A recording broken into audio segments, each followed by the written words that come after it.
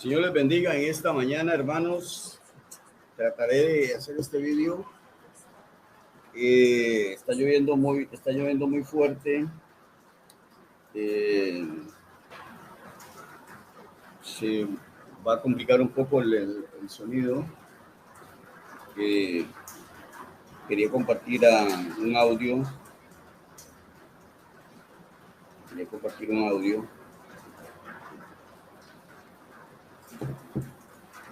Sobre el tema de si Jesús podía pecar.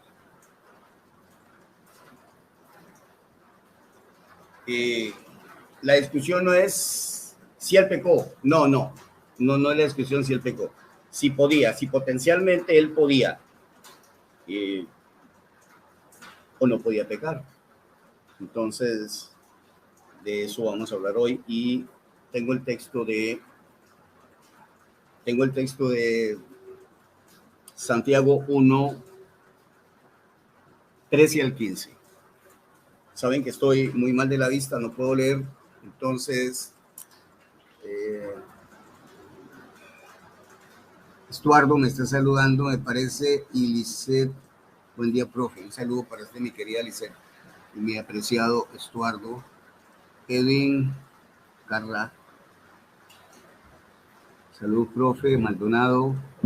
Bueno, mi esposa se fue, si viene ahora para que lea los comentarios, yo no puedo leer, estoy muy mal de la vista, tengo el ojo izquierdo completamente empañado, me atreví a poner un texto, imagínense un texto griego, en la situación que estoy ya el miércoles, si Dios lo permite, ya tengo concertada la cita con el especialista que me operó. La secretaria habló con él y él le dijo que no es usual, o sea, le entendí que no es usual que me esté pasando esto en el ojo, pero que en todo caso me va a ver. Supongo que él me va a decir que procede. Si es la limpieza del ojo, espero que sea simplemente la limpieza del lente, que no sea algo más y que requiera una nueva operación, ya eso sí sería un problema ya más grande. Entonces, pero bueno, lo que hay que hacer para mejorar, porque sin vista simplemente estaría solamente sabiendo que estoy en vivo, que me están oyendo, pero no puedo visualizar. Miren que aquí tengo, para que tengan una idea, aquí tengo el texto, solamente la fiebre mía, ¿no? Pero por supuesto que no me cuesta mucho. Vean el tamaño que le di, a la letra, para ver si la puedo ver. Voy a reducirme aquí un poco. Aquí está. ¿Qué pasó aquí? ¿Por qué veo esto tan feo? ¿Qué pasó aquí? ¿Qué pasó con ese texto? ¿Por qué se ve tan feo? No sé qué pasó aquí.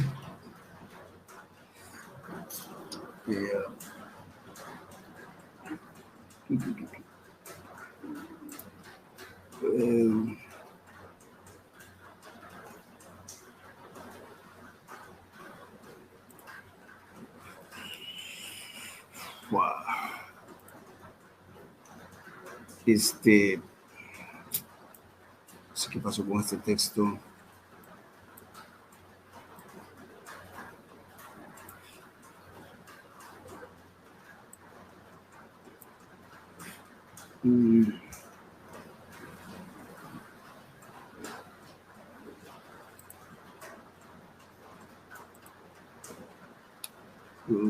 No sé qué se me hizo. Este es el de acá.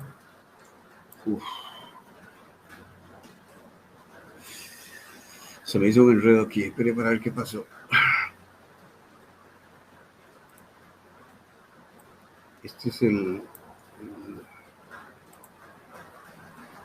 bueno, déjalo por aquí entonces.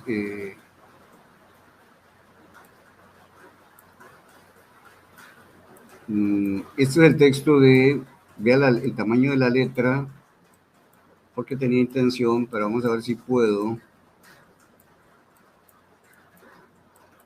analizar el texto este.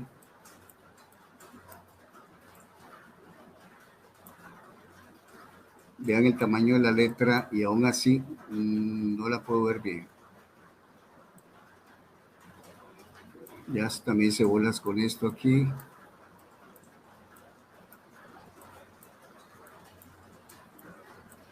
Me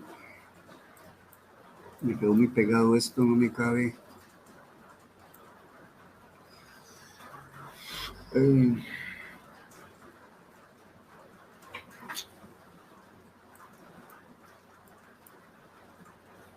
Estoy fatal. Estoy fatal. Y ahora se me perdió el otro texto.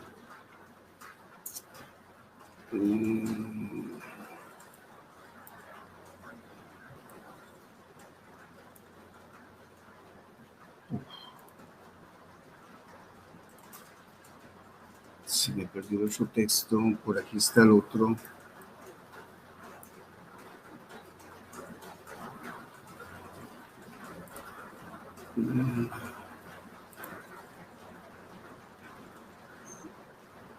Bueno, desastre total.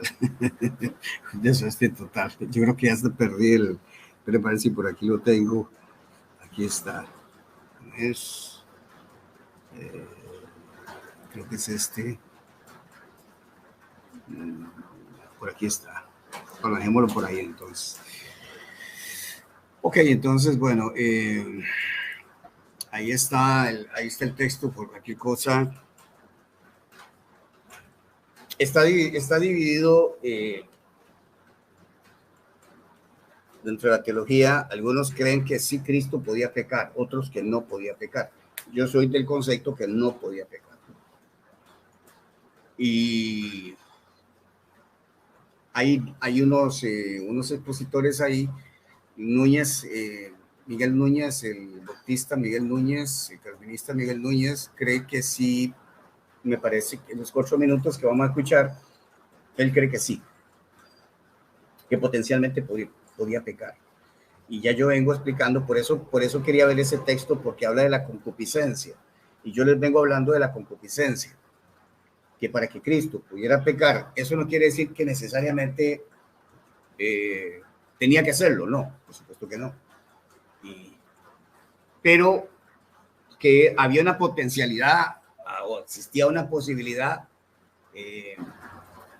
Entonces, por eso cuando se dice que era impecable, impecable es que no, impecable, que no existe la posibilidad de pecar. Impecable es que no existe la posibilidad. La pregunta es, ¿Jesús era impecable? Si usted dice que era impecable, no existe la posibilidad para que él pecara. Pero entonces, si existía la posibilidad de que él pecara, entonces no es impecable. Si entendemos bien la palabra. ¿Por qué todo esto es importante? Porque estamos hablando de la persona de Jesucristo, de lo que anoche hablé, que muy pocos estuvieron, por cierto. Faltaron muchas personas en vivo, muchos del canal, somos 40 y pico, y ayer habían sacado unos 5 o 6 del canal. Todo el mundo durmiendo, todo el mundo de vacaciones, todo el mundo en sus cosas, y nos dejaron, bueno, hubieron hasta 28 personas, pero de la escuela de griego había si acaso 6 personas. Están quitando mucho el apoyo en cuanto a los vídeos. Yo no sé si es que los tengo tan atascados. Tranquilo, porque me tomaré mis vacaciones y los abandonaré por algunos días, seguro. Y siempre que me ausento, ya después del segundo día ya empiezan a que no, que el profe, que nos hace falta y todo. Pero bueno, cuando el profe está dándole, no aparecen en los vivos. Entonces, bueno, pienso que debe haber algún tipo de esfuerzo. Era domingo y me parece a mí que creo que podíamos sacar un rato para estar ahí. Y me interesa la secuencia porque no es lo mismo. Y pienso que el vivo es diferente. Es complicado porque la gente trabaja, estamos de acuerdo. Pero bueno, siempre hacer un poquito de esfuerzo. De manera que entonces, recordando un poquito lo de anoche y sabiendo de dónde se toma, y ya, por supuesto, el argumento católico romano, cómo el catolicismo justifica la Inmaculada Concepción. El católico tiene un argumento. Saluda a Renber, me parece que es el que aparece por aquí. Véame la cara de ciego que tengo. Véame los ojos de ciego que tengo.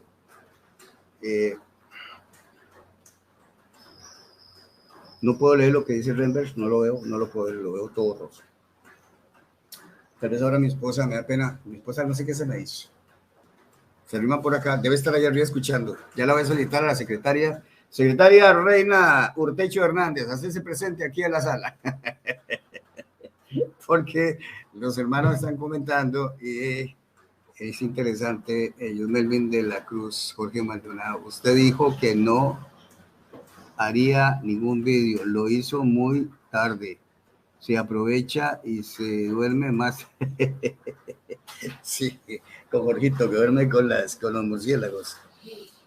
Aquí está mi esposa. No, para que ahora me esté leyendo ahí los comentarios de los hermanos, porque no puedo verlos. Ahí los hermanos escriben en mayúscula, me cuesta mucho y me agota mucho la vista. Entonces, pero yo le aviso cuándo. Entonces les decía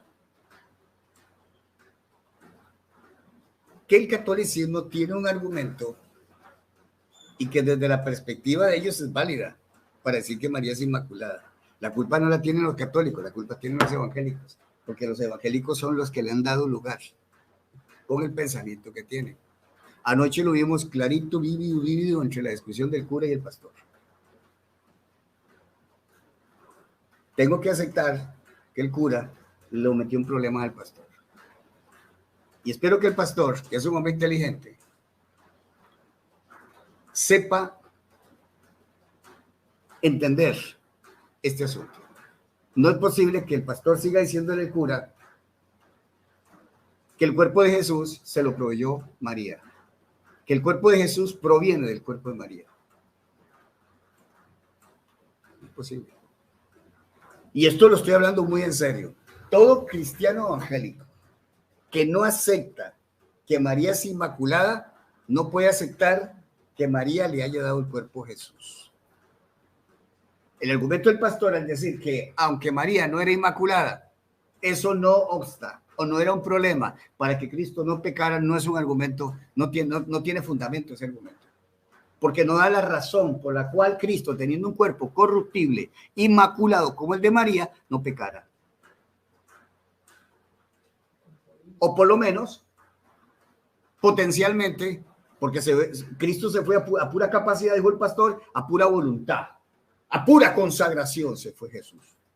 O sea, Jesús suelta un poquito su relación con el Padre, su culum, cae en pecado. Increíble. Hubiera soltado el ayuno, como dicen los pentecostales, su oración, porque él mandaba a orar. Oren así y no nos metas en tentación. Que no permitas que seamos tentados, que por lo menos que se sobrepase, que por supuesto ya en uno, ¿qué es? 10:13 de Corintios dice que no somos tentados más de lo que podemos resistir. El diablo, que es el tentador por antonomasia, tiene un límite para tentarnos. Cuando Lot fue tentado de la manera que fue tentado y azotado de la manera, Dios había calibrado a Job. Y por supuesto, a pesar de que fue tan terrible lo de Job,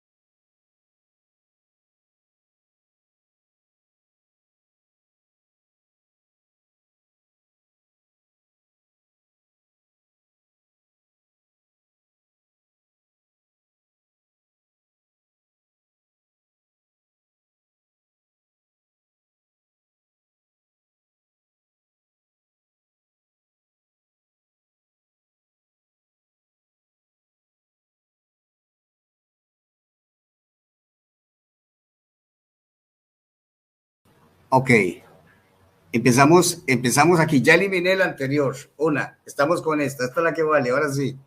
Esta es la que vale. Hay otro, está aún, este aún está en vivo. No, ya eliminé una, ya estamos solamente con una. Vaya, qué enredo se me hizo. Es que el problema cuando usted está medio ciego, no ve nada, usted no sabe ni dónde aprieta. Dice, aún está en vivo. Algo pasó aquí, estamos teniendo dificultades para transmitir a Facebook. Ya Facebook seguro se fue. Sí, por el cambio que se hizo. Entonces, nos quedamos aquí, los llevé para allá, los traje, los anduve por todo lado. Pero ahora sí, bueno, ni modo. Entonces ya nos quedamos sin el texto, no puedo grabar ya el texto. Aquí tengo el texto, más que todo lo podemos ver para explicar un poquito. Y la idea de hoy es la pregunta si Jesús podía pecar o no podía pecar. Esa es la pregunta. ¿Qué se requiere para pecar? ¿Qué elementos se requiere? Y aquí voy a explicar con respecto a esto. Dice que nadie, cuando es tentado, nadie cuando es tentado diga que de parte de Dios es tentado. Es tentado, pero aquí dice pirísamo. Déjeme para ver el texto. Así lo puedo ver aquí, para leerlo de Valera, directamente de Valera. Dice que cuando alguno es tentado, no diga que es tentado de parte de Dios, que es tentado, que soy tentado, sería perísome. ¿Por qué? Porque dice es. Vuelve a decir es tentado. Déjenme para ver algo acá en la traducción de Valera, porque estoy viendo que el texto está a no ser que lo copiara mal, está en primera persona. Déjenme para ver un segundito, nada más, para constatar esta parte.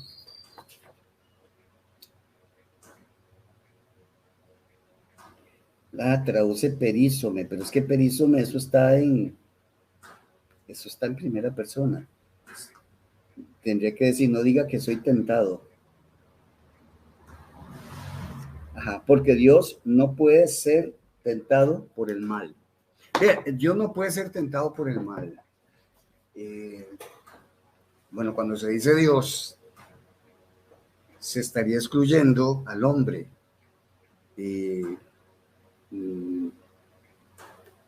Por eso ahí viene la situación. O sea, cuando dice Dios, ¿qué se entiende por Dios en el texto de 1.13 de Santiago? Se entiende Dios, hablemos del Padre, o sea, el Dios. Y no se estaría hablando del Logos, en este caso del Logos encarnado.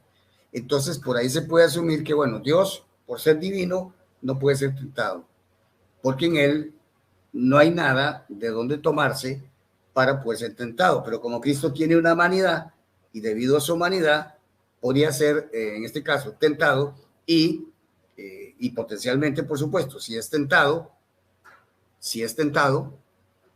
y Santiago lo que va a decir más adelante es que la tentación es posible por la concupiscencia. Vamos a ver, si no hay concupiscencia no puede haber tentación. No tiene razón de ser la tentación. Se puede tentar, pero no hay posibilidad alguna, cero posibilidades de que ese que no tiene concupiscencia pueda pecar. O sea, un cuerpo incorruptible, simplemente, si es incorruptible, no tiene la posibilidad. Es que ese incorruptible, ese ble indica la posibilidad. El in indica que no posibilidad de esto, de corromperse. Entonces, si no existe la posibilidad de corromperse, no existe la posibilidad de pecar. El señor Núñez, que es lo que quiero que veamos, respetado dominicano, teólogo, cree que sí. Después hay un panel donde está el señor Elvis Carballosa, está Sugel está ¿cómo que se llama? El Paul Watcher, y está con él también un Graja, ¿cómo es? No recuerdo el apellido, de un gringo que mide como 3 metros de altura. Un flaco que está ahí, americano, y los cuatro opinan. Bueno, digamos, el señor Carballosa no cree que Cristo podía pecar. Y cuando hablamos de podía, está hablando de la potencialidad. Implica, por supuesto, que si Jesús no pecó, fue como dijo el pastor de anoche, tenía la capacidad. Tiene el cuerpo de María, dice él, tiene el cuerpo de María, pero aún teniendo el cuerpo de María, tiene la capacidad para resistir la tentación. O sea, quiere decir que hay una lucha, y esa lucha la menciona Sugel, y la menciona, el otro que la menciona es que si hay una lucha, creo que el otro americano, que no recuerdo el apellido, por aquí está el vídeo, ahí aparecen los nombres de ellos. Voy a ver si trato de ordenarme un poquito para que me pueda entender qué es lo que pretendo hoy. Lo que sigo pretendiendo es que el cuerpo de Cristo no es el cuerpo que se le ha dado, el origen que se le ha dado. Y por tanto, lo que por lo menos Santiago me está diciendo a mí es, cada uno es tentado cuando de su propia concupiscencia. Vea que dice que es tentado. Está explicando de que es tentado porque hay concupiscencia. O sea, yo le entiendo a Santiago. Santiago dice, si no hay concupiscencia, no puede. Hay que entender 2 facetas de la palabra ser tentado. Una es la intencionalidad y la provocación de la tentación, y otra es el ceder ante ella. Y en esa palabra ser tentado están las 2 ideas, tanto de que está recibiendo una tentación y en otra de que esa tentación lo está sometiendo, o sea, lo está metiendo en problemas. Vamos, ser tentado, una persona puede ser tentada sin ningún tipo de efectividad. ¿Por qué sin ningún tipo de efectividad? Porque la tentación en realidad no va a ningún lado, porque no tiene el elemento que necesita, que se llama concupiscencia. Para Santiago, si no hay concupiscencia, no hay ninguna posibilidad de la tentación. Entonces, por supuesto, cuando Santiago dice que es tentado, está hablando de los hombres. No estaría hablando de Dios, por supuesto, y mucho menos de Dios, y ni tampoco en el caso de Jesucristo, que es lo que nos trae aquí. Por eso algunos parecen por ahí que se han atrevido a decir que Cristo sí tenía concupiscencia, y la muestra y la prueba de que tenía concupiscencia es que era tentado, que podía ser tentado. Lo que pasa es que volvemos al punto. Hay que entender el ser tentado desde 2 puntos de vista. Uno, de la intencionalidad y de la provocación, que por supuesto no conlleva ninguna efectividad. 2, por supuesto, porque tentar es un intento, y ahí viene la palabra tentar, intento, tentar, etcétera, que tiene que ver con tacto, tiene que ver con tocar. Tentar es como tocar algo para ver la reacción.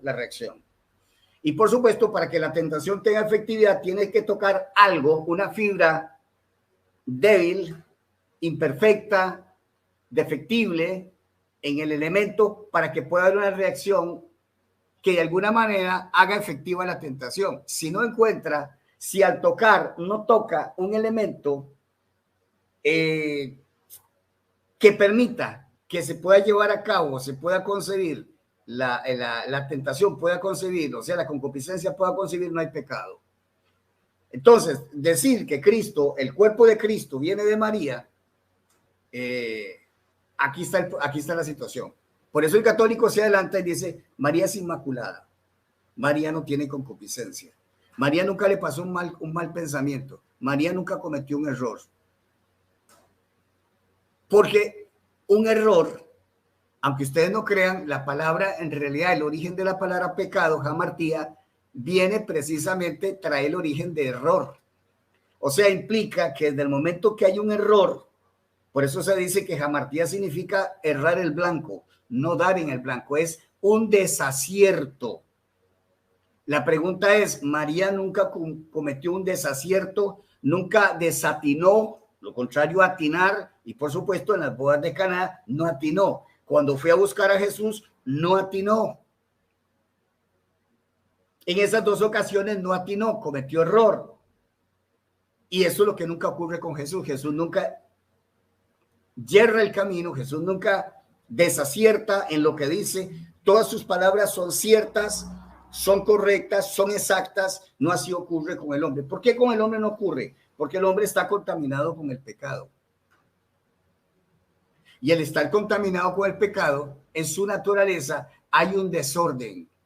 Por eso se habla de que la concupiscencia es el deseo desordenado, un deseo intenso que hay. Y por supuesto hay un deseo latente interno por el pecado, porque la carne está tan contaminada y está viciada, como dijo el apóstol Pablo. Cuando Reina Valera traduce viciar, es la palabra que se traduce por corromper. Está viciado con los deseos engañosos, está corrompido con los deseos engañosos. Eso lo trae en su naturaleza. Por más piadosa que sea la persona, trae eso internamente. Entonces, ese es el elemento que se requiere para que se pueda concebir el pecado. ¿Por qué Cristo no podía pecar? Muy sencillo, porque su cuerpo era incorruptible.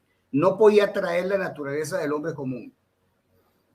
Porque si no, si hubiera tomado exactamente la naturaleza de María, el cuerpo de María, la carne y la sangre de María, tendría concupiscencia, tendría ese deseo. Eso no implica que la persona, por tener concupiscencia, automáticamente haya pecado, pero está totalmente vulnerable y susceptible a pecar. Y, por supuesto, la efectividad de pecar es la efectividad de un 100%. Nosotros tenemos la efectividad de un 100%. O sea que existen todas las posibilidades para poder pecar. Si no fuera el 100%, nunca pecaríamos. Cuando usted dice, tiene el 0% de posibilidad de pecar, es que nunca pecaría. Pero las posibilidades se dan hasta el 100%. Porque evidentemente eso es lo que sucede con nosotros. No podía suceder así con Jesús. Estamos hablando de su naturaleza humana. Si la naturaleza humana ha sido dotada y ha sido proporcionada por María, y los evangélicos dicen que María era imperfecta, no era inmaculada, ¿cómo es que María le va a dotar de un cuerpo sin concupiscencia? Porque no podía tener concupiscencia. Es que vamos al asunto. Es que Jesús fue tentado, pero vuelvo y explico, fue tentado. Hay una intencionalidad, pero la tentación viene, pero la tentación no encuentra asidero. La tentación no encuentra asidero. Me parece que por ahí cuando tocaron el tema de la tentación de Jesús hay un error. Algunos creen que Jesús fue tentado por tener hambre. No, Jesús no fue tentado por tener hambre. Él tuvo hambre y al tener el hambre, el diablo se aprovechó del hambre de él para tentarlo. Pero tener hambre no era ningún pecado, tener hambre no es ninguna debilidad, tener hambre es algo totalmente normal de la naturaleza humana, no constituye ningún problema, ningún pecado de tener hambre. Ayunó 40 días y 40 noches, al final de los tales tuvo hambre, lógico, 40 días, imagínense, tuvo hambre. Y un estado de hambre increíble, que se comía una vaca. Entonces, ahí es donde viene la tentación. ¿Por qué Jesús no cede la tentación? No cede por voluntad propia, no cede porque estaba en ayuno y oración. Hay cristianos que tienen hasta la idea de que Cristo, gracias a que Cristo estaba en ayuno y oración, por eso fue que no pecó. Eso es totalmente falso. Él podía tener 40 días de ayuno y oración, o podía haberse dado un super banquete con mucho vino, como era bebedor de vino y muy comilón, como le dijeron, ¿verdad? Que de la misma manera no hubiera surtido efecto la tentación. Sea que estuviera tantos días de ayuno o que se haya atascado, darse ¿cómo es que dicen por ahí una palabra? Pues un festín, porque es un asunto de naturaleza, porque es la naturaleza de él. En él no hay un solo germen, un solo inicio de maldad en su organismo. Por tanto, su cuerpo no puede ser concebido ni proporcionado jamás por María. Y ahí es donde empieza el problema. Y los cristianos evangélicos ya tienen que entender eso y ya tienen que decantarse desde ese punto de vista totalmente falso. Entonces, porque asumen que como es tentado, eso implicaría que él humanamente sería susceptible de pecado. Susceptible de pecado por cuanto es tentado. No. Los israelitas tentaron a Jehová, a Dios, llamémoslo Padre, como queramos llamarlo, lo tentaron, lo provocaron, pero por supuesto no tienen absolutamente ninguna posibilidad que la provocación de los israelitas haga que Dios desacierte en sus designios o cambie en su pensamiento. No hay forma de que Dios altere. Entonces, claro que al decir, por supuesto, la relación que hay aparentemente de la humanidad de Cristo con la humanidad del hombre, por supuesto que lo primero que tiene en la mente, pues sí, es susceptible, podría haber. Gracias que fue un hombre consagrado, gracias a que Jesús hacía muchas oraciones y Jesús ayunaba mucho, eso fue lo que lo ayudó a él a no caer en pecado. Una completa herejía, por supuesto que no. Cada uno es tentado cuando de su propia concupiscencia, eso lo va a decir en el versículo que tenía ahí que les quería compartir, pero bueno, ya se me borró eso. ¿Dónde es que dice? Dice, cuando alguno es tentado, no diga que es tentado de parte de Dios, porque Dios no puede ser tentado por el mal, ni él tienta a nadie. Él no tienta a nadie, sino que cada uno es tentado cuando es atraído y seducido por su propia concupiscencia. Está hablando de su propia, indica, por supuesto, que todos los seres humanos tenemos concupiscencia debido a la caída, a la introducción del pecado y la muerte espiritual. Estamos muertos, en este caso nuestro, estábamos muertos espiritualmente. Pero aún así, siendo cristianos, siempre tenemos concupiscencia. Todo cristiano tiene concupiscencia. Y esa es la lucha que hay entre el espíritu y la carne, que la palabra nos dice. Entonces, lo que está diciendo es que cada uno es tentado cuando es su propia concupiscencia, cuando es atraído. La forma correcta de decir es cuando es atraído y seducido por su propia concupiscencia.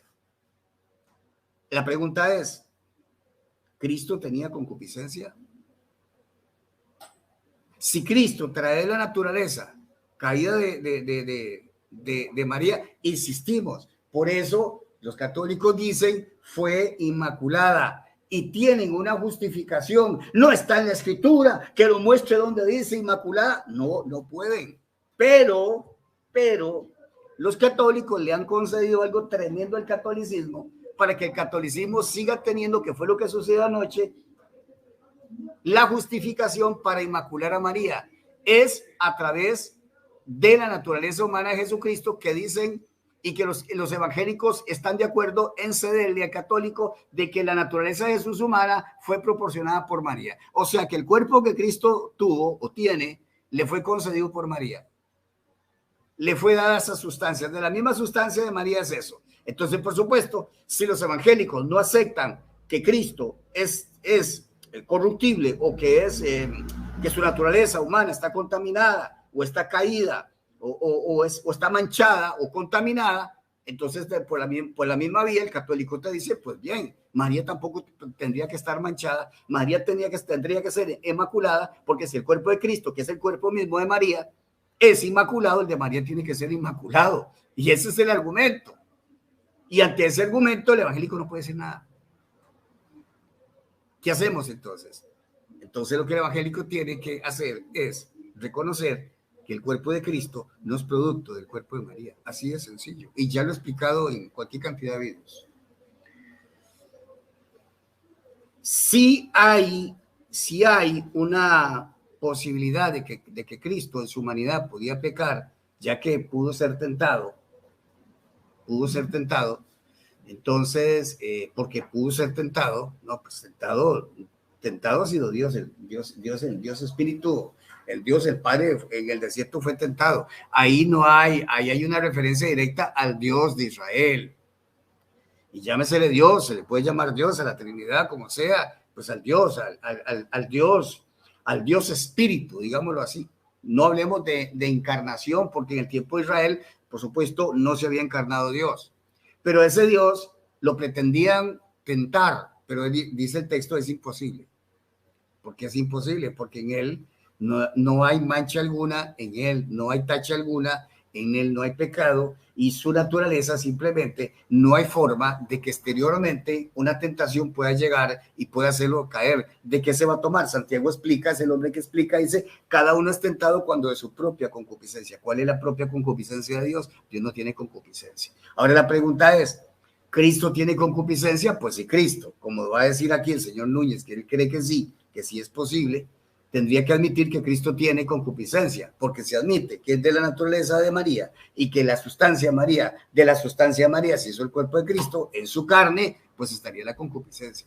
Ahora el señor Núñez tiene que decirme a mí que María no tenía concupiscencia, y si María no tiene concupiscencia es una muestra de que no está en condición de caída espiritual, o sea, no le afectó a la muerte espiritual, no es pecadora, no está caída en cuanto a su naturaleza, y entonces tendrá que admitir que es inmaculada, lo que los católicos han dicho. Aquí no hay opción alguna. Si los evangélicos siguen diciendo que Jesús proviene de María, de su óvulo, de su sustancia, tendrán indefectiblemente que aceptar que María es inmaculada. Punto, se acabó, no hay más nada que decir. No hay argumento alguno más que decir. Así que, por ejemplo, un García tiene que admitir que María es inmaculada, a ver cómo lo doran, a ver cómo lo cambian, y dicen, no, María no es inmaculada, su cuerpo es corruptible, su cuerpo es un cuerpo sometido al mal, al pecado, afectado por el pecado, infestado por el pecado, está contaminado, etcétera. Pero aún así, que fue lo que dijo el señor Pérez Milos, gente reputada, gente académica, dijo que el logos, cuando se va a unir, según el pensamiento católico romano del señor Milos, el logos santifica la carne. ¿De dónde se sacó Milos eso? Pérez Milos, que lo santifica. ¿Por qué Pérez Milos dice esto? Dice, es necesario que el mismo logos santifique la carne, porque María tiene contaminada la carne, que por supuesto Pérez Milos no cree que María es inmaculada, y entonces se tiene que inventar una doctrina de santificación para tratar de explicar la situación, cómo Jesús toma el cuerpo de María contaminado por el pecado y a la vez es inmaculado el Señor Jesús.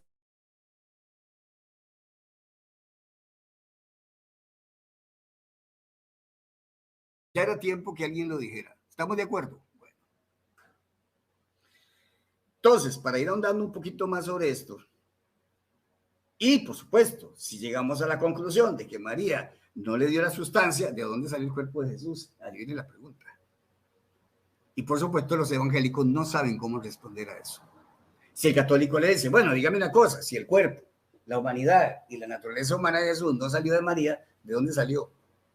Y el evangélico no sabe, porque el evangélico fue enseñado tradicionalmente. Y la culpa son de los primeros teólogos, que por cierto tienen la influencia de los parecitos hediondos que nunca se bañaban, pasaban 1 año, 8 meses y no se lavaban. Imagínense que, no sé, si no se lavaban las manos, imagínense el resto no se lo lavaban. Bueno, entonces, y por supuesto el católico dice que todos los padres de la iglesia eran católicos. Estos son los responsables de la doctrina. ¿Cómo es que Lutero? Ahí está mencionado, ahí mencionó, el sacerdote mencionó a Lutero, lo que dijo Lutero. ¿Cómo es que hay iglesias que se dicen protestantes, evangélicas y son luteranas y que siguen a Lutero cuando Lutero ha dicho tantas cosas que huelen a catolicismo romano? Y algunos creen que nunca dejó la iglesia católica romana, que lo que quería fue una reforma, nada más hacer una reforma, pero que siempre siguió siendo en realidad católico. ¿Y qué hablar de Calvino? La misma. Por eso a estos viejos no se les puede creer todo lo que han dicho. Y tenemos que volver nuevamente a las escrituras, no vivir de la tradición. Tanto que el evangélico habla que la iglesia católica es tradicionalista, y si son igual. Usted ve a todos estos todavía hablando de patrística. Cualquier evangélico que se mete a hablar de patrística está perdiendo el bendito tiempo que tiene. Lo que tiene que ir, en vez de patrística, ir a la escritura. Vaya a estudiar griego, estudie análisis sintáctico. Saque su tiempo, dedíquese. Deje de estar perdiendo el tiempo leyendo a los viejos estos barbudos. Un montón de viejos sinvergüenzas. Quizás cuántas chanchadas hacían en su tiempo y todo el mundo los está venerando. Bueno. Quizás por eso será que nunca censuраron en aquellos tiempos también muchos de ellos a los papas asesinos y los papas incestuosos y de todo, porque había una locura de pecado en todas esas jerarquías. Y todo el mundo callaba porque todos ustedes tenían cola que majarles. Por eso no decían nada. Yo no sé, yo no recuerdo oír de que Calvino y Lutero hablara de todas las atrocidades que cometieron los papas. Eso sí, no sé. Pero bueno, entonces yo quiero que escuchemos aquí, ya que volvimos un poco a la normalidad. No sé si tiene algún comentario ahí que me quiera leer. No, yo no puedo leer. No, por eso. Léame.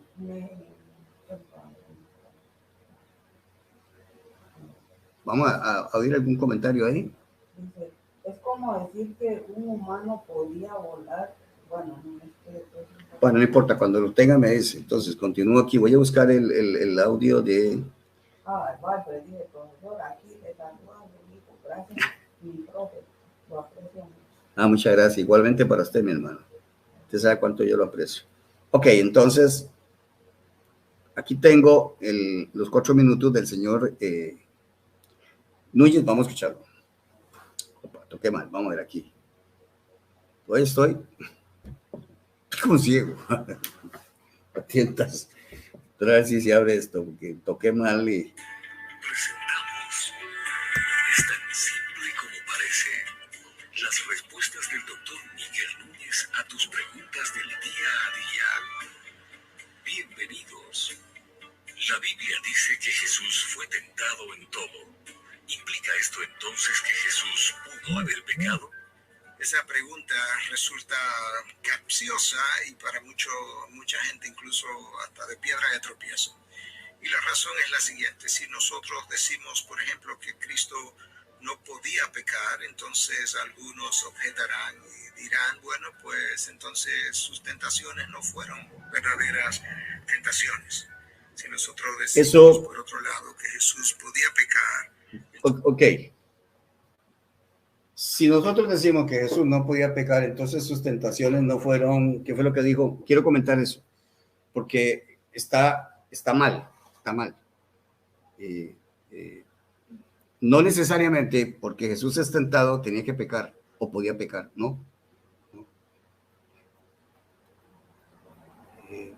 ¿Se atreve el diablo a provocar a Dios? Claro. ¿Sabe el diablo que puede hacerse ver a Dios? No, el mismo diablo lo sabe. ¿Por qué lo hace? Lo hace porque quiere enseñarle a sus súbditos que lo pueden hacer también. El diablo no le va a revelar a sus súbditos que hay cosas que no pueden hacer porque es imposible hacerlas. El diablo sabe perfectamente que un redimido en la sangre de Jesús jamás se podría condenar. Nunca no se puede condenar. Pero él le hace pensar a los demás que sí se puede. Aunque el diablo mismo sabe que no puede arrebatarle un alma a Jesucristo, él dice que sí, porque es mentiroso y es padre de mentira. Entonces, el hecho de que él tiente, el mismo diablo sabe que no puede. El diablo es uno de los más grandes teólogos que hay.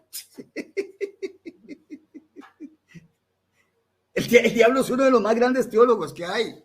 Sabe perfectamente y sabe mejor que más de uno de estos teólogos que a Dios no se puede tentar, porque no es posible. Entonces, si decimos que Jesús no puede ser tentado, ¿cómo es que entonces fue tentado? El diablo mismo sabía quién era Jesús. Ese logos encarnado del diablo. El diablo no sabía quién era él. Claro que sí sabe quién es. Y sabe perfectamente que él no iba a ceder, porque si hay alguien que conoce la naturaleza de Jesús es el mismo diablo. Los mismos demonios que decían de Jesús. ¿Qué decía? Mi amor, ¿qué decía? Sí, y además, ¿qué decía? Tú eres el santo de Dios. En otras palabras, cuando decía, tú eres el santo, tú eres el incorruptible, tú eres el impecable, no hay posibilidad que tú puedas pecar. El mismo diablo lo sabe, pero los teólogos no lo saben. Y los teólogos siguen diciendo, sí, podría ser, que claro que sí, él era humano y que él luchó con el pecado y que él enfrentó y que tanta lucha, tanto dolor, ¿cómo le costó a él? Le tuvo que costar ceder. Y seguramente en la lucha que tenía Jesús era que pasaba una dama y Jesús se quedaba viéndola así. Y dice, te reprendo, demonio. ¿Cómo es posible? Yo soy el Hijo de Dios, yo no puedo ver cómo a los ojos de una mujer. Y por supuesto que no. En él no había nada de eso, totalmente incorruptible. No había eso. O pasaba de pronto y se quedaba viendo y dice, oh, qué linda casa, qué mansión, ¿qué diera yo por estar en esa casa? Pues si yo vengo del cielo, yo no debería estar aquí durmiendo ahí casi en el suelo. No, no había nada de eso. Entonces no había forma. Eso es concupiscencia. Eso que yo he mencionado, ese deseo desordenado que había interno, de pronto de ver a una mujer y sentir una atracción por una mujer. Jesús era un hombre. Pero en su naturaleza no existía nada de eso. Por eso no puede ser igual al hombre.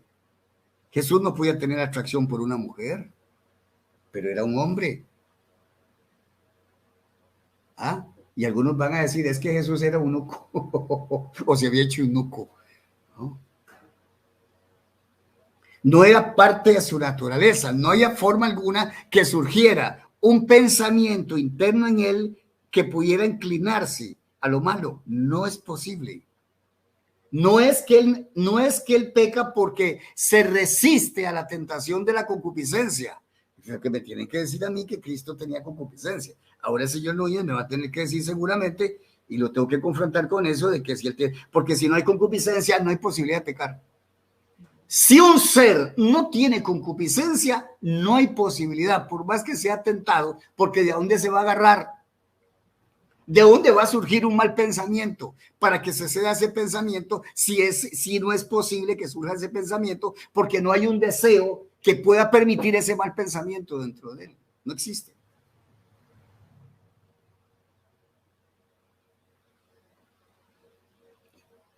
Entonces, volviendo siempre a lo mismo, Jesús, si hubiera tenido el cuerpo de María, hubiera sido del mismo cuerpo de María, surgido de la misma sustancia de María, tendría que tener concupiscencia. Porque si María no tenía concupiscencia, María no podía pecar. No. Por más que hubiera sido tentada, nunca, porque no hay de dónde agarrarse, porque Santiago explica y dice que cuando la concupiscencia ha concebido, da luz el pecado. Sin la concepción de la concupiscencia, no hay pecado. Entonces, para que exista potencialidad, en el caso de Jesús, para pecar, tendría que tener concupiscencia. Y concupiscencia no es sinónimo de pecado, porque dice Santiago que la concupiscencia, tras haber concebido, da luz el pecado. Antes de concebir la concupiscencia no hay pecado. Por eso es lo que usted ve que usted está y le surge un mal pensamiento. Y viene lo que se llama la tentación, que viene un mal pensamiento. Y lo que está haciendo la tentación es tocar el pensamiento, tocar esa parte, esa fibra que se llama débil, que se llama concupiscencia, y decirle a usted que ceda ante ella. Ante lo que hace la concupiscencia, ¿qué es lo que dice que hace la concupiscencia? Dice que, déjenme ver si puedo ver esta parte, dice que atrae y seduce. Por eso dice, sino que cada uno es tentado cuando de su propia concupiscencia sería cuando es atraído y seducido por su propia concupiscencia, porque los dos son participios adverbiales temporales. Están matizando la palabra tentar, es tentado. Así que los dos participios son modificadores de este tentado. Entonces, cuando temporal el adverbio, cuando es atraído y seducido. ¿Por quién? Por la concupiscencia. Ahí se da el pecado. Usted tiene que ceder. Entonces, no es que Cristo no cedía, porque el punto es, Cristo nunca pecó porque no cedió a la concupiscencia, uno, o Cristo nunca pecó porque no tenía concupiscencia. Y yo me quedo con el segundo, que Cristo nunca pecó porque no tenía concupiscencia. Porque tener concupiscencia implica tener un cuerpo corruptible, que es lo que dicen muchos aquí, entre ellos Ángel García, que dice que Cristo tenía un cuerpo corruptible. Como ejemplo de eso. Sigamos escuchando a Núñez. Entonces alguien podía objetar y decir, bueno, pues entonces si él podía pecar, no era Dios, porque Dios no puede pecar. Pero nosotros no podemos olvidar que el personaje... Extremadamente superficial el análisis. Parece mentira a estos teólogos, ¿verdad? Que tienen una mente así. No, él no podía pecar porque es Dios, porque era Dios. No, esa no es la razón. Él no podía pecar no porque él era Dios. Él no podía pecar porque él era incorruptible. Y por supuesto que no se admite jamás que Dios pecara, que Dios puede pecar. No. Aquí la discusión es si él, como hombre, podía pecar. Y por supuesto, el problema que hay aquí no es que es como hombre, como Dios hombre. Y por supuesto escuché la frase que decía, creo que fue Suger el que dijo que es incorrecto decir Dios hombre. ¿Cómo que es incorrecto? Es una sola persona y perfectamente yo le puedo decir Dios hombre. Esa persona es Dios hombre. Creo que fue lo que dijo, que Dios hizo hombre. ¿Cómo fue que dijo? Que Dios, bueno, ahorita vamos a escuchar esa parte, a ver si nos da tiempo, que no estoy de acuerdo, por supuesto. Supuestamente estos son los teólogos del pueblo, ¿no? Los Hugel, los Watcher, el gringuito el otro y el señor Carballosa son de los teólogos del pueblo. Y que evidentemente se han nutrido de los La Cueva, de los Carballosa, por lo menos de los latinos, del mismo Milos, del César Vidal y otros teólogos que son reconocidos, la mayoría españoles, y bueno, por ahí andan estos dos dominicanos, Súgel y Núñez. En realidad conozco poca gente, no, son los más que se escuchan por ahí, deben haber más de ellos. Ok, entonces terminemos de escuchar y lo que me interesa es la posición final que él tiene. Jesús encarnado, y aún Jesús hoy, es un personaje que encierra cierto misterio para la mente humana. Jesús era verdaderamente Dios y verdaderamente hombre, 100% Dios, 100% hombre. Entonces, por un lado, la humanidad de Jesús podía ser tentada, y en ese sentido pudiéramos responder que Cristo en su humanidad pudo haber pecado y por tanto las tentaciones fueron reales. De hecho, el libro de Hebreos nos dice: en su humanidad pudo ser tentada. Pero ¿cómo puede ser tentada? En el sentido de que pueda provocar algún efecto potencial si él no tiene concupiscencia. Señor Núñez tiene que aceptar entonces que Jesús tenía concupiscencia. Sin concupiscencia no hay tentación. No hay tentación en el sentido de efectividad o de una probable, aunque hipotética efectividad. A eso es lo que vamos. Aquí no estamos discutiendo si él lo hizo o no lo hizo. No, por supuesto que ese no es el tema. Estamos hablando de la potencialidad del pecado, que si él podía pecar. Entonces ellos tienen la idea que ellos dicen, pero si es tentado es que, era tentado entonces si no había ninguna intencionalidad de hacerlo caer. No, la tentación vuelve y punto, la tentación llega porque se le antoja a alguno, por ejemplo, yo voy a tomar una varillita de madera y voy a tratar de horadar un diamante. Yo sé que jamás con una varita de madera no le puedo hacer un hueco en diamante, pero alguien me impide que yo lo intente hacerlo. Nadie. Bueno, el bruto soy yo, ¿verdad? Y le dice al otro que es más tonto, ¿sabe lo que estoy haciendo? Estoy haciéndole un hueco a este diamante. Y el otro, como es tan bobo también, le dice, bueno, siga haciéndolo, a ver. Entonces el otro dice, ve, claro, si es posible hacerle un hueco a un diamante con una varita de madera. Por supuesto que no. ¿Ah? Y entonces, por supuesto, que a un cuerpo incorruptible no se le puede hacer un huequito con una tentación. Porque esa incorruptibilidad lo que indica precisamente, y lo que dice la palabra desde el punto de vista etimológico, no es posible que se corrompa. Simplemente no es posible. No existe la posibilidad.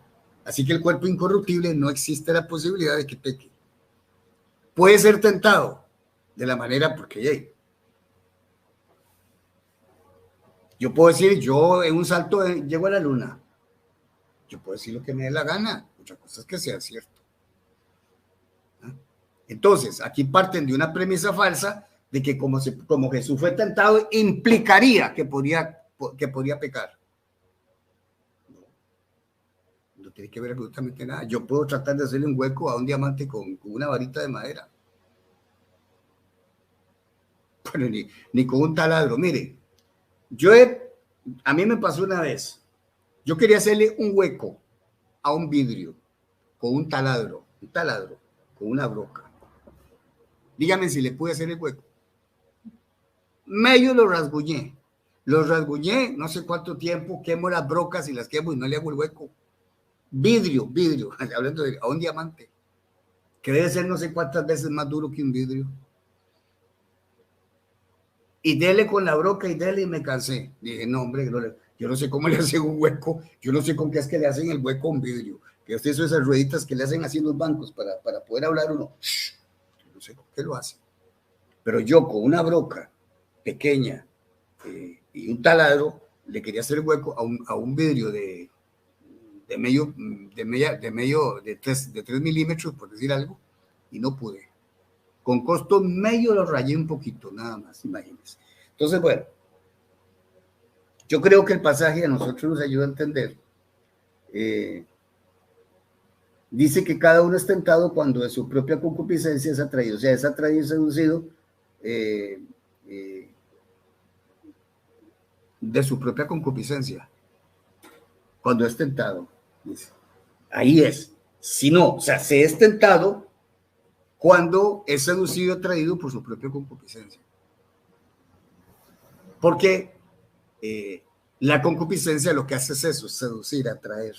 Y cuando usted acepta la invitación, ahí donde usted peca, porque usted da voluntad, usted permite y acepta el paquete que a usted le están ofreciendo. La concupiscencia te ofrece un paquete y usted lo que tiene que hacer es rechazar el paquete. Y entonces el paquete te seduce, te atrae y usted viene, así como sucedió con Eva, ¿verdad? Ahí sí exactamente es la tentación. Vea que en el caso de Eva, en realidad sí tenían cuerpos, sí eran cuerpos corruptibles de ellos. Porque le dice la serpiente, con que Dios, ¿cómo es que le dice? Os ha dicho que no puedan comer de todos los frutos. No, eso son puras mentiras. Entonces le ofrece el fruto y dice que era codiciable, que el fruto que la serpiente le está ofreciendo era más codiciable que las demás frutas. Algo tenía ese fruto que sedujo y atrajo ¿a quién? A Eva. ¿Y qué fue lo que hizo? Tomó la decisión de ¿qué? De recibirlo, de tomarlo, y ahí pecó. Entonces, una muestra, por supuesto, que Adán y Eva fueron sacados del barro. Cristo estaría exactamente en la misma condición de ellos. Solamente yo imaginarme que Él tiene un cuerpo corruptible, o sea, que tiene concupiscencia y por tanto un cuerpo corruptible, y que Él tenía que tener una lucha constante durante todo el tiempo que estuvo aquí en la tierra, luchando contra la tentación, en realidad para mí, wow, ya ese es otro Jesús, no es el Jesús que yo he conocido, el Jesús corruptible. Que le están ofreciendo internamente, porque dice de su propia concupiscencia, no está hablando de la concupiscencia de otro, no, su propia, la particular, la que tiene todo ser humano. Este es el gran problema que hay, y seguimos escuchando al Señor aquí para que entiendan lo que está diciendo al final. Ya trato de no interrumpirlo más. Nos dice que Cristo fue tentado de la misma manera que nosotros somos tentados en todo, dice el autor de Hebreos. De manera que no podemos negar eso que la misma Biblia afirma. Y ciertamente una tentación sin la posibilidad de poder violar la ley no es una verdadera tentación. Esa es la humanidad de Jesús. Pero también Jesús era 100% Dios. Y tenemos que decir entonces que en su divinidad Jesús no podía pecar. Pero ambas cosas estuvieron ahí presentes. Los teólogos se han debatido. Bueno, es que cuando él dice en su divinidad ya me partió la persona en dos. Es que ese es el problema. Volvemos a lo mismo. Él dice en su divinidad, pero ¿cómo? Lo está partiendo en dos. Aquí, en su divinidad, no podía, bajo ninguna circunstancia. No hay concupiscencia, pero en su humanidad sí hay concupiscencia. Ahí sí puede. Pero que de alguna manera, por ser él también divino, O sea, que en realidad lo que él está diciendo, por ser el divino, eso es lo que hace que él no pecó, o sea, no pecó por ser divino.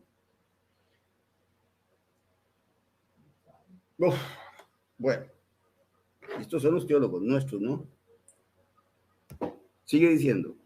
Los teólogos se han dividido incluso en cuanto a esta posibilidad, y yo recuerdo cuando yo tuve que ser examinado para mi ordenación pastoral, se me hizo la pregunta y yo di una respuesta similar a lo que estoy diciendo, pero di también una ilustración y decía que si nosotros tomamos, por ejemplo, a un padre de buen corazón, en el sentido en que nosotros entendemos la bondad humanamente hablando, y le ponemos una pistola en la mano y le preguntamos si él pudiera matar a su hijo, pues obviamente él podría, en el sentido de que lo único que él tendría que hacer es apretar el gatillo y ahí estaría su hijo muerto. O sea que la habilidad de ese padre estaría ahí para matar al hijo.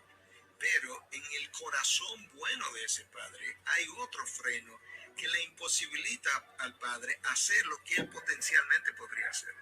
Por tanto, él podría hacerlo en términos físicos, por así decirlo, pero él no lo haría en términos morales porque hay algo más en él que le impide hacer lo que él podría hacer. De esa misma manera, entonces yo creo que sería la mejor forma de ilustrar. Terrible ilustración, ¿verdad? Terrible ilustración. Él lo que está diciendo es un padre bueno. Primero él dice un padre bueno, quien primero lo hace bueno. Él dice que el padre bueno, tomando una pistola en su mano, podría dispararle al ¿cómo se llama? La pregunta es, ¿por qué podría? ¿Por qué podría hacerlo?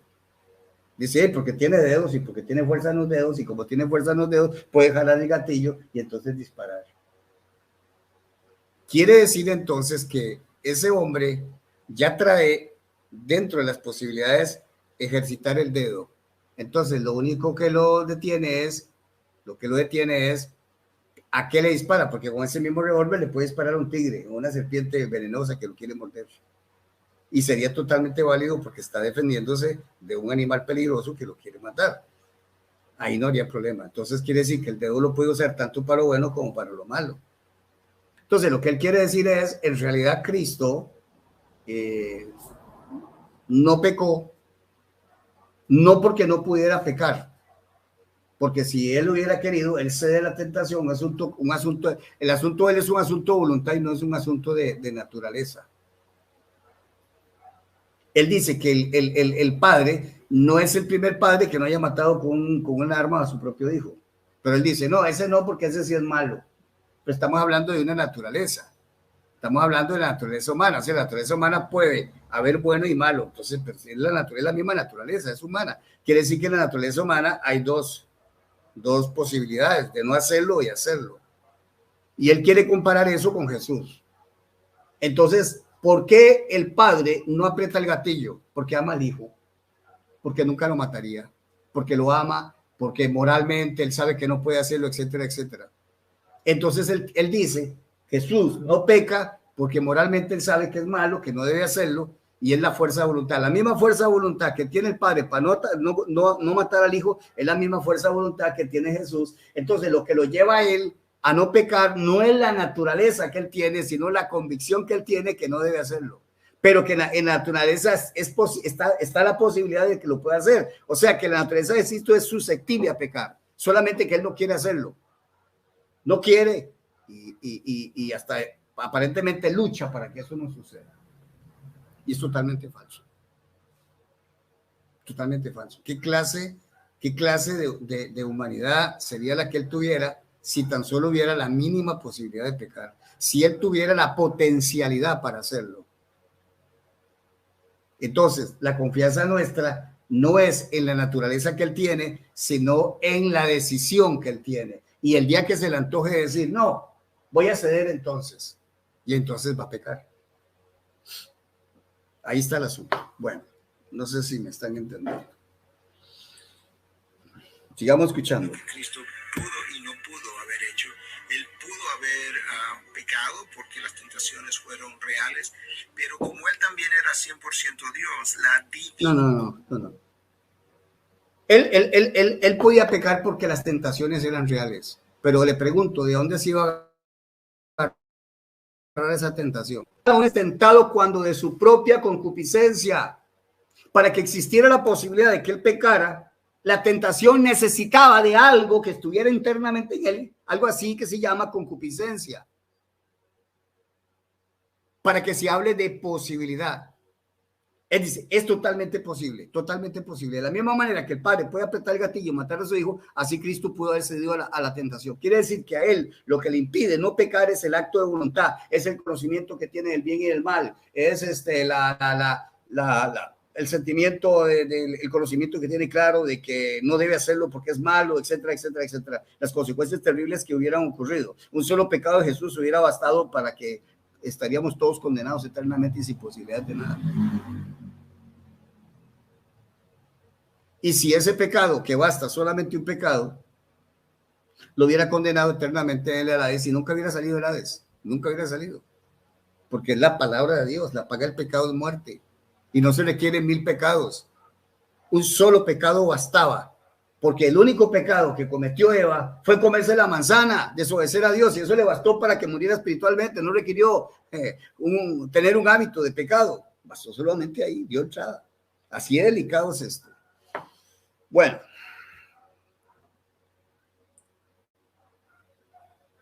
Divinidad presente en él le impediría que él pudiera pecar. Una vez más, nosotros no podemos entender completamente la existencia de esas dos cosas en una sola persona, pero Cristo no fue cualquier persona, fue una persona muy singular. Y yo creo que esa es la mejor forma de nosotros poder solucionar algo que tiene cientos de años siendo discutido. Una vez más, tenemos que regresar a la Biblia y tratar de montar nuestros argumentos a partir de la revelación que tenemos. Y ciertamente al llegar a la gloria habrá cosas que entenderemos mucho mejor que lo que hoy estamos entendiendo. Pero siempre y cuando nosotros mantengamos... Ese es el cuento de toda esta gente. Después lo entenderemos. Ya cuando lleguemos allá le preguntamos al Señor, no se quieren quebrar la cabecita aquí, porque aquí es necesario dar una respuesta contundente. Yo pienso que a esta altura no podemos, bueno, es que este opina esto y esto. Bueno, eso está repartido. Uno dice una cosa que la gente quiere que le definan qué es, porque la gente quiere tener seguridad, claro. ¿Es impecable el Señor o no es impecable? Yo estoy seguro que yo le pregunto a cualquier persona, ¿Jesucristo es impecable? Y me dice, claro, y le digo, ¿por qué es impecable? Y dice, porque nunca pecó. No es porque nunca pecó. La razón no es porque nunca pecó, es porque no puede pecar. Impecable significa imposible de pecar. No, peca, ese viene de la raíz de pecado, de pecar. Ible es la posibilidad. Así que el impecable es el que simplemente no es que no peca, que no puede pecar. Una cosa es que no peca y otra cosa es que no puede pecar. Cristo no puede pecar. No es que Cristo no puede pecar, no es que Cristo no peca, sino que Cristo no puede. Esa es la gran diferencia. Repito, hay una diferencia en decir Cristo no peca o no pecó, a decir Cristo no puede pecar o no pudo pecar. En este caso sería mejor decir no puede pecar, que equivale a la palabra impecable. Incorruptible, que no se puede corromper. Corruptible, que se puede corromper. Entonces, Cristo tenía un cuerpo corruptible, quiere decir que Cristo lo que hacía era evitar por sus actos, será por su comportamiento, etcétera, de que se corrompiera. ¿Cómo se iba a corrompir? Pecando. Entonces, él evitaba pecar, él luchaba contra el pecado, trataba de no, porque internamente la posibilidad estaba latente de que él pecara. Totalmente falso, y no compartió eso. Ahora, ¿de dónde surge eso? ¿De dónde surge eso? Surge de la teología católica romana, de que el cuerpo de Jesús es el cuerpo dado por María. Todo esto, de que él sí podía pecar, de que la humanidad es acá, que la humanidad es allá, que esto acá, y esta falacia de decir que entonces ¿cómo se puede entender? Si Cristo no podía pecar, porque era tentado. Entonces de la misma manera, si Dios no puede pecar, ¿para qué es tentado entonces? Pues, por supuesto, la intención que tiene Y el diablo siempre trabajará de esta manera. Aún sabiendo el diablo que no puede hacer algo, mire, ¿cuánta gente le metieron en la cabeza que la salvación se puede perder? Millones. Le pregunto, el diablo cree que la salvación se puede perder. Una vez que dice, el diablo no cree eso, pero el diablo es mentiroso. Pregúntele al diablo, diablo, una preguntita, siéntese ahí, sí. Quiero hacer una pregunta teológica, ya que usted tiene tanta experiencia. ¿Se puede perder la salvación? Por supuesto que se puede perder. ¿Y de qué manera se puede perder? Bueno, hasta si usted dice una mala palabra. Si usted le dice a una persona, como me llamo yo, lo llama usted, se puede ir al infierno. ¿Por qué es tan rabioso Satanás con estos temas? Porque él no quiere que el pueblo descubra la verdad y que el pueblo pueda tener libertad y paz, porque ya nos quitamos el enemigo más grande que tiene el cristianismo, que se llama miedo e ignorancia. El miedo, vamos a ponerle dos, el miedo y la ignorancia. Esto es lo que está devastando al pueblo de Dios, el miedo y la ignorancia. Y por supuesto el diablo le dice, todo aquello que no esté de acuerdo con lo que yo te he ayudado a que usted aprenda, que es que la salvación se pierde, eso es una doctrina mía. ¿Y sabe por qué lo hago? Porque a mí me da tanto coraje, dice el diablo, me da tanta rabia pensar que no puedo hacer nada para poder hacer que tú, cristiano, te pierdas eternamente. Entonces, mi único consuelo es engañar a la gente y decirle que sí se puede ir a un lago de fuego. Pero el mismísimo diablo sabe que usted no se puede perder, que no hay forma de que arrebaten esa alma de las manos del Señor, porque nos salvó, nos libertó, y aún sabiendo todas las cosas que iba a acontecer en nuestra vida, nos justificó, que es lo que yo siempre digo. ¿Cómo es que el Señor justifica? Una de las cosas más riesgosas que podría hacer Dios es justificar.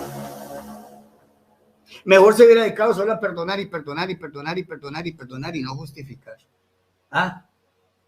Porque ya cuando él dice nos justificó, si todavía él nos dice nos está justificando, nos sigue justificando, entonces hay un proceso donde está justificando, pero ese justificar no concluye, está en proceso de lograrse la justificación. ¿Cuándo se puede expresar en realidad que ya está justificada la persona? Mediante un aoristo indicativo activo, por ejemplo. Entonces, dice que los que antes conoció también los predestinó, y a los que predestinó llamó, y a los que llamó justificó. Y está clarito ahí el aoristo indicativo activo. Y si no quieren, pues le metemos todos los adverbiales, participios aoristos como diqueocentes. Así que, justificados pues por la fe, tenemos paz para con Dios. Entonces le metemos el diqueo, se lo metemos en participio aoristo, indicando ya habiendo sido justificado, tenemos paz. Ya es una realidad la justificación. Sencillo. Pero, ¿qué ha hecho? El diablo lo que hace entonces es decir, no es cierto. Y entonces te mete el cuento de decir, es que si se pierde la fe, es que si usted deja de creer, ¿dónde ha dicho la palabra que si usted deja de creer, usted pierde la justificación? ¿Dónde dice eso? No existe esa doctrina de perder la justificación. Todo tiene un origen y es el engaño de Satanás en cuanto a la doctrina. Esto es fundamental porque usted aquí conoce verdaderamente quién es Jesucristo. Empiezan a decirle, imaginar que a Cristo le dicen que su cuerpo es corruptible, nosotros ¿dónde quedamos? Si Cristo podría pecar y está entre las posibilidades, ¿dónde quedamos nosotros, por Dios bendito? ¿A dónde estaríamos metidos nosotros? No hay esperanza para nosotros. Si el mismo Cristo tenía que cuidarse para no pecar, imagínense nosotros, ¿dónde estamos? Porque supuestamente eso es. Si él tiene un cuerpo corruptible y él podría pecar, él tuvo que estar cuidándose de no hacerlo. Y volvemos a la misma temática. ¿Qué pasó cuando él resucitó? Jesús resucitó y le dijo a sus discípulos, miren, para que no hayan confusiones de ningún tipo y para que aquí no los vengan a engañar a ustedes diciendo de que ya ahora soy yo otro. No, vea, toque mi cuerpo, soy el mío, sí, soy el mismo. Ustedes me tocaron, ¿verdad? Juan 1:1, lo que vimos, lo que contemplaron, lo que oímos, tocante al verbo de Dios, porque lo tocamos. Y entonces dice, vean quién fue el que resucitó, para que no le metan cuento de que yo resplandezco como el sol y hago cosas sobrenaturales y ustedes me tocan y lo que tocan es como un láser o una luz de neón o no sé, no. Una muestra fehaciente de quién era él aquí en la tierra. Si su cuerpo no necesita metamorfosearse, vaya, cambiar de forma, pues, no hay ningún cambio sustancial en su cuerpo. ¿De dónde sacaron eso de glorificar el cuerpo glorificado? O sea, un cuerpo glorificado es un cuerpo mejorado. Y si es un cuerpo mejorado, el cuerpo que tenía era deficiente, estaba lleno de taras, estaba lleno de defectos, estaba lleno de imposibilidades, estaba lleno de debilidades, pero más que debilidades, de enfermedades.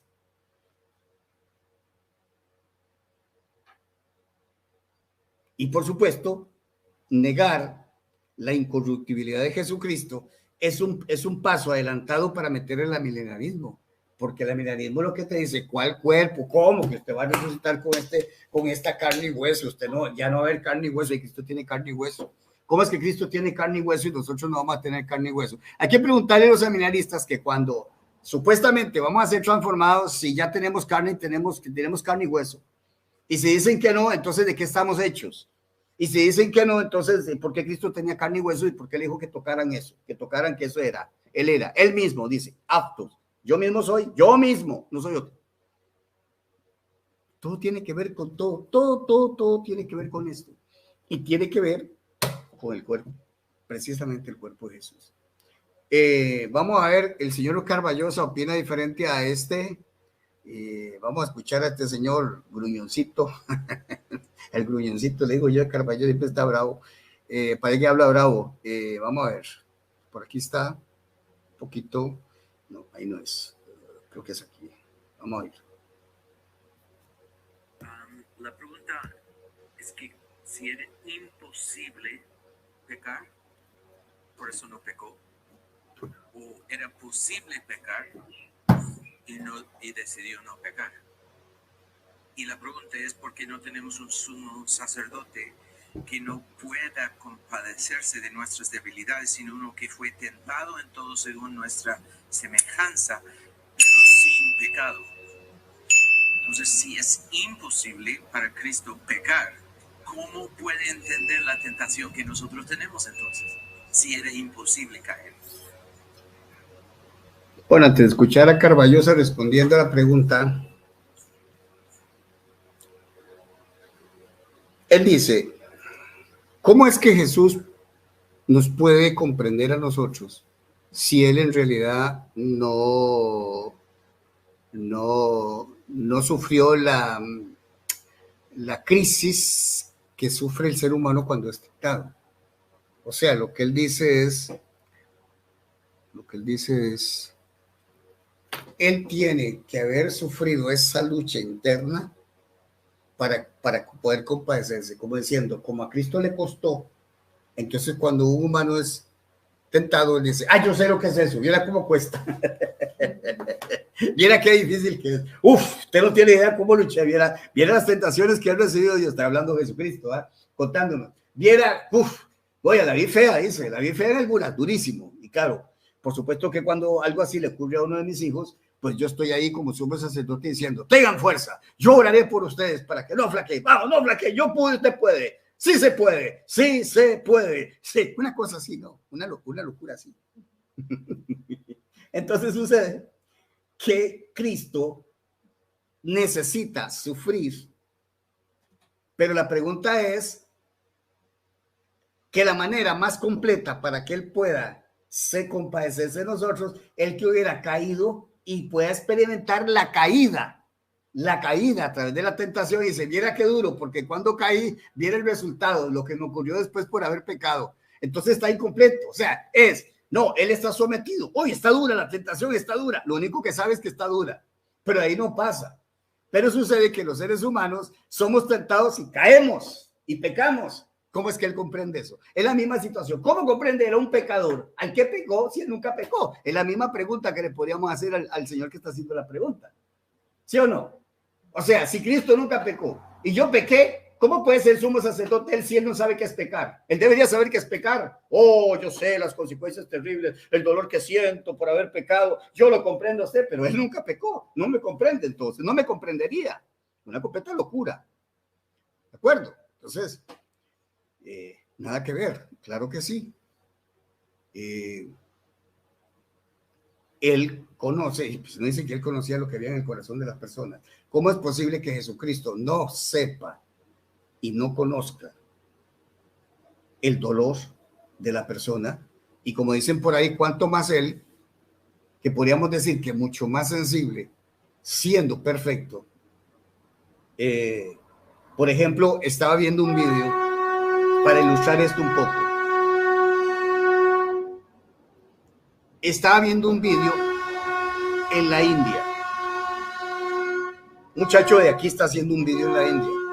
Él estaba hablando ahí, la vieja de él está en eso terrible, ¿verdad? Una ciudad súper populosa, muchísima pobreza, mucha suciedad, mucha contaminación, y enfocan a un hindú o un indio tomando agua así en la calle. Dice, bueno, ahí toman agua. Dice, Dios libre, yo tome de esa agua. Porque esa agua está tan contaminada que me manda al hospital inmediatamente.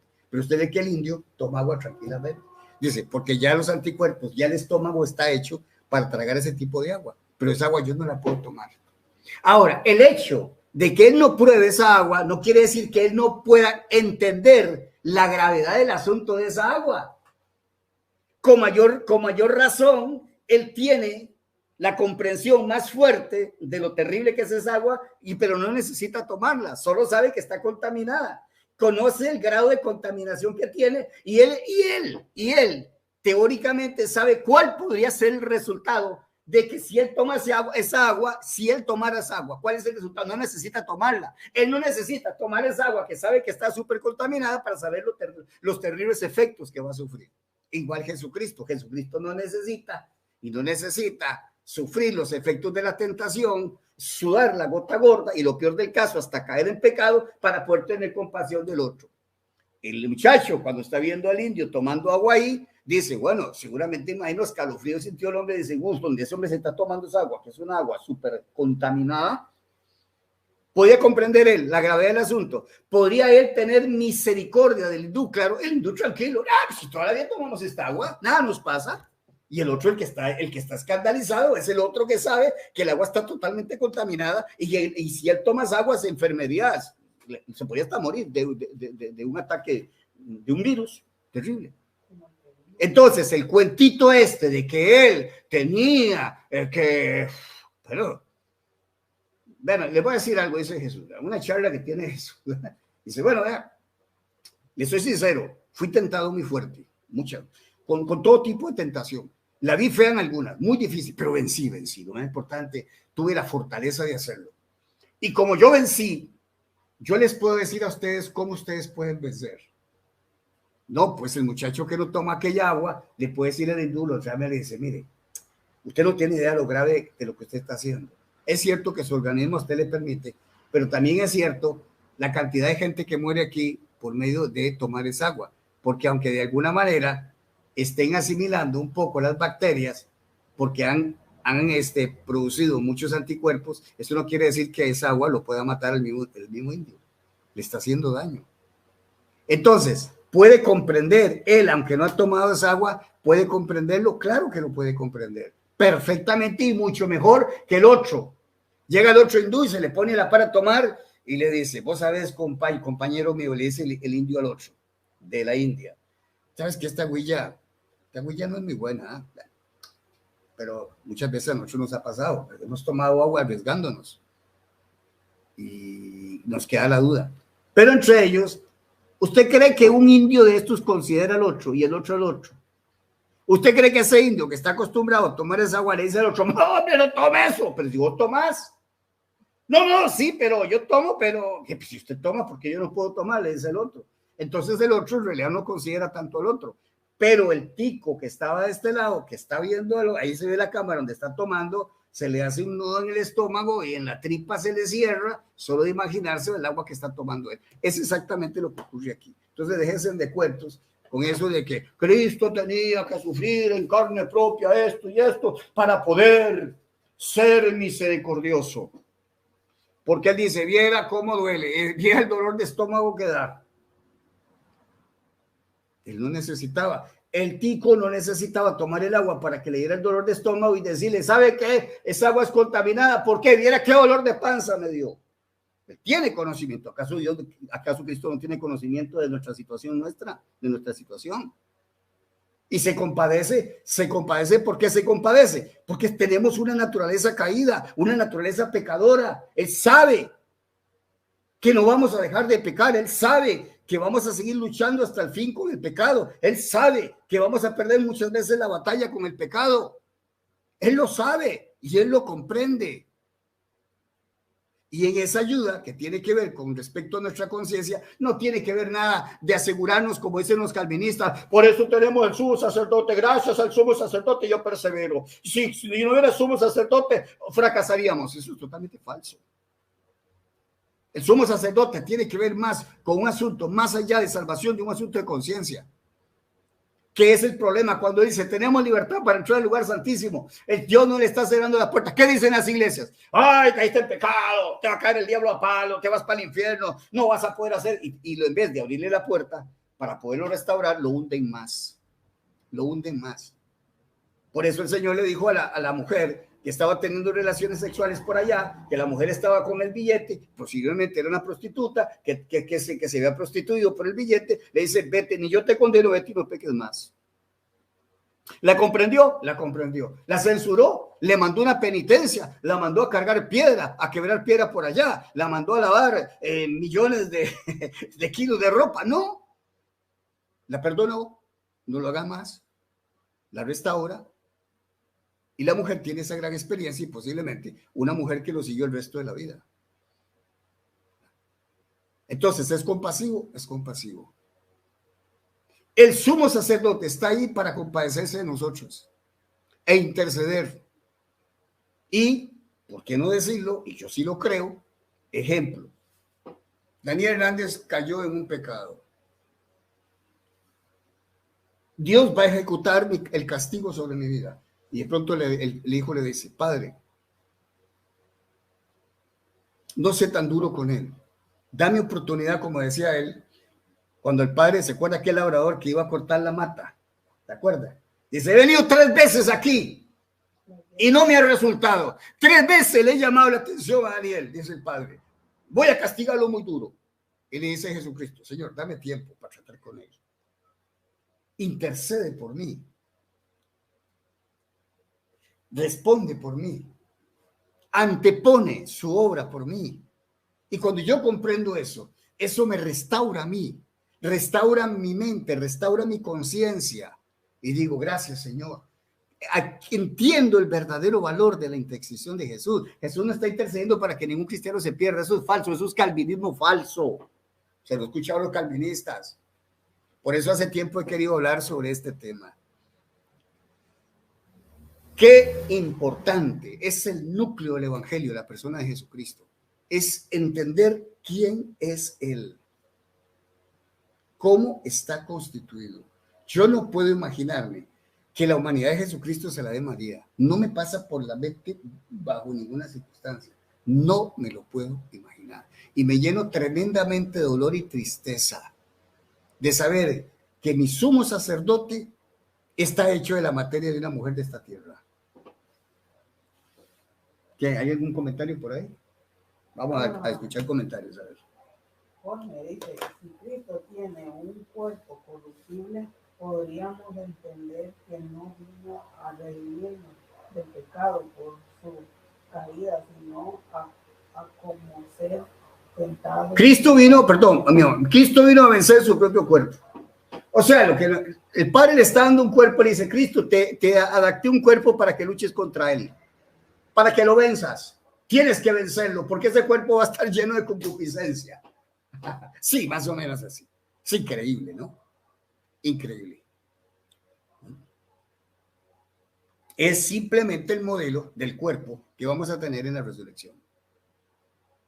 Por eso, como hablaba con un hermano que decía, guaya, esas son las palabras confortantes para mí, decía, saber de que tanta tristeza y todo. Y voy a ponerles un ejemplo sencillo así.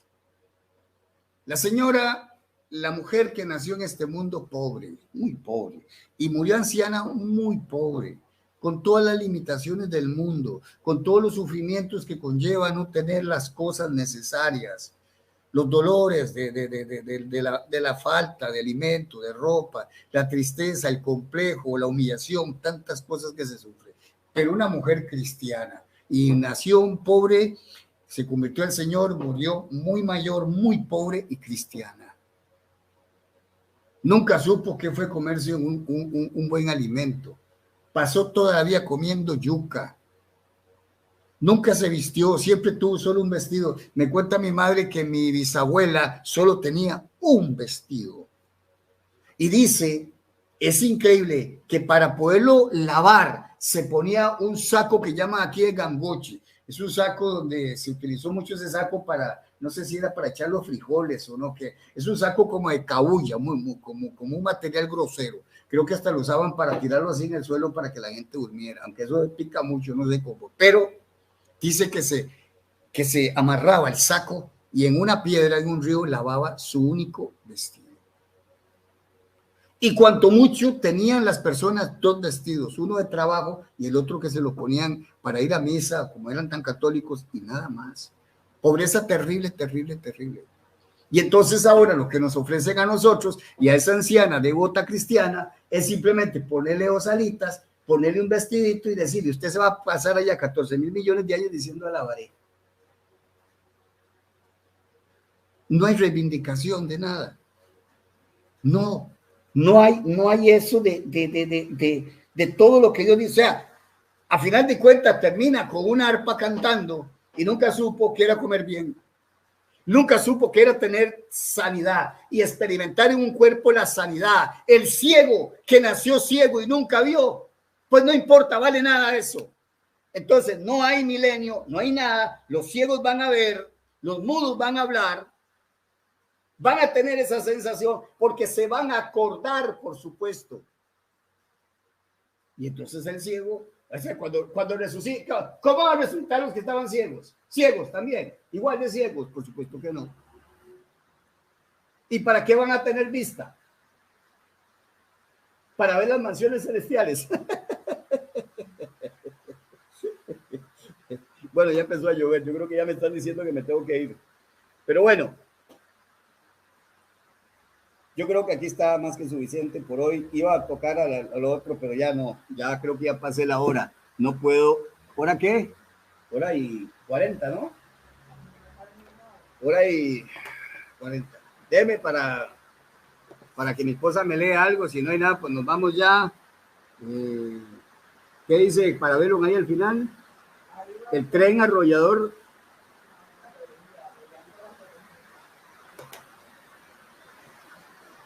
Así como lo hemos visto, así es sencillo. ¿Cuántos cuentos nos han metido? La religión, la tradición. Tenemos que seguir estudiando. Y es fundamental entender esto. Si usted sigue pensando que el cuerpo de Jesús es el cuerpo de María, tiene que tenerla inmaculada. Usted decide, evangélico. ¿Qué decide? No haga el ridículo de ir a debatir con un católico la Inmaculada Concepción diciendo usted que el cuerpo de Jesús es el cuerpo de María. Entonces usted tiene que decir que el cuerpo de Jesús no era inmaculado. Punto, se acabó. Decídalo ya. O tome la valentía de dejar de una vez por todas toda esa falsedad que se ha comido la iglesia evangélica. Y por lo cual la iglesia católica sigue igual, no le han tocado la inmacularidad. No es decir, es que no hay un versículo que lo dice. No, eso no es todo. Eso no es todo. Y por eso, anoche mismo, aunque iba a descansar, dice el vídeo, para que ustedes se dieran cuenta, qué mal, porque el cura se lo restregó en la cara al pastor y le dijo, usted acaba de decir que sí, que ese cuerpo se lo dio María. Por tanto, la lógica es que si ese cuerpo que él no va a negar, que es un cuerpo sin mancha, que es inmaculado, el cuerpo de María tiene que ser inmaculado. ¿Cómo un cuerpo que no es inmaculado va a proveer un cuerpo inmaculado si el de ella no es inmaculado. Una locura. Así que entonces, ¿qué pasó aquí? Que apreté algo aquí, pero para ver, era el comentario de Maldonado, el diablo. Bueno, no se atrase, no puede ver algo más. Aquí me están escribiendo, gracias hermano por escribir en mayúscula, pero no miro nada. Vea. Un segundo. Vea. Con este ojo, yo me operé los dos ojos de catarata. Con este ojo veo un poquito claro, pero no me alcanza. Veo borroso, pero un poquito claro, pero borroso. Con este, lo que tengo es una nube blanca tapándome todo. Con los dos, igual, no miro nada. Me pongo esto y no me mejora prácticamente nada. Entonces, no puedo leer. Pídale a Dios que Dios nos supla para el día de mañana. Si el doctor ve y dice, vaya, ¿qué problema es eso? ¿Qué va a hacer? Pues, si no me garantizó nada, 3 años y medio y ya el ojo otra vez que un montón de dinero, como $1,500 en la operación. Una exageración, ¿cómo? Y no me ha durado 3 años y medio, un poquito más de 3 años. Entonces, el miércoles, si Dios lo permite, dilucidamos eso. Les pido oración a los hermanos para que el profe pueda volver a ver, a poder leer. De otra manera, aquí tengo un apunte y no puedo ver nada. Iba a hacer el análisis del texto, pero bueno, no se puede. Así que, hermanos, pues ahí está el asunto. Díganme así, mamá. Duro, porque no le oigo. ¿Qué sería si Jesús pudiera ser tentado y pasar? Entonces, ¿a qué vino? A prevenir que qué pecado, si él podía hacer lo mismo. Es el segundo Adán. Esa copia no puede estar, ese modelo no puede estar contaminado, porque todo lo que él produzca va a producir lo mismo. ¿Ah?